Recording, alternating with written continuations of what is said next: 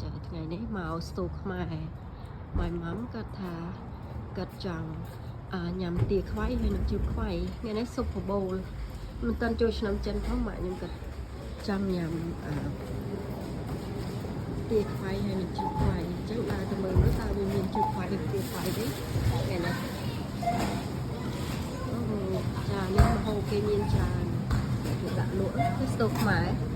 ចាថ្ងៃនេះមានជ្រូកខ្វៃទាខ្វៃមានជ្រូកខ្វៃទាខ្វៃទេបងអត់មានទេមានតែ barbecue pork ណាចឹងឈប់លក់ទាខ្វៃហ្នឹងណាចឹងអត់មានទាខ្វៃទេចឹងទៅហាងចិនតាមម្ហូបគេមានលក់ច្រើនចឹងមាននំគ្រប់ប្រភេទចាមាននំគ្រប់ប្រភេទនៅនេះ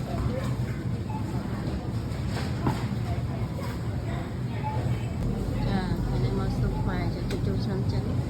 មាននំចិនចាប៉ុន្តែអត់ទាន់ឃើញមាននំនៅខែ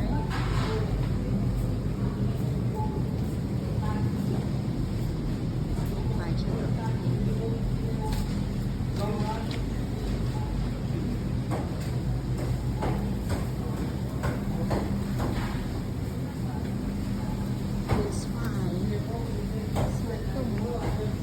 ខ្ញុំជួយចិត្តស្វាយទុំហ្នឹងក៏មិនដឹងថាថ្ងៃនេះវាអាច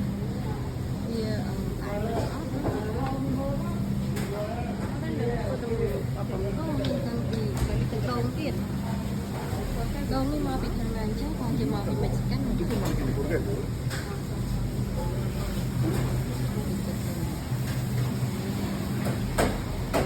នេះស៊ុបបបូលយើងទិញម្ហូបព្រឹកឡើងយើងទៅឲ្យចំផងឈើហើយងាយឡើងយើងចាក់ស៊ុបបបូលចាអរគុណហេតុឮថាមានកខ្មែរខ្មែរឈ្មោះសេកមាសចាហើយកនេះមួយទៀតក៏ក្អូបកាមនេះបាត់ដបលចាហើយពីហ្នឹងក៏មកពីក៏សេកមាសហ្នឹង$52.99សេនស្មីហើយស៊ុបខ្មែរស៊ុបខេងមានកគ្រប់ប្រភេទចង់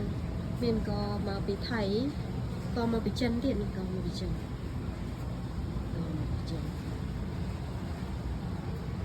ម៉ាក់ខ្ញុំគាត់ចង់បានពីមុនគាត់ញ៉ាំក៏មុំ3ឥឡូវហ្នឹងចង់បានក៏ខ្មែរទៅញ៉ាំម្ដងចាអញ្ចឹងចាំមើលឲ្យគេយកក៏ខ្មែរគាត់បានមាន sweet riceចាំសាកសេកមាសម្ដង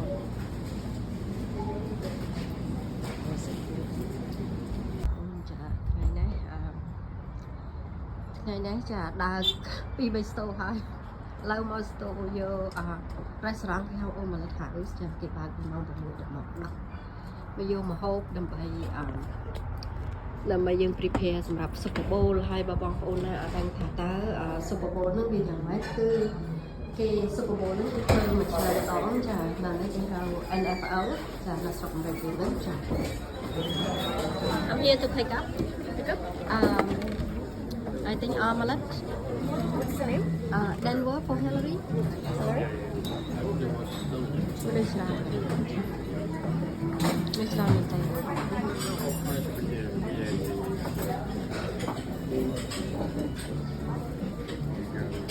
Is it ready yet?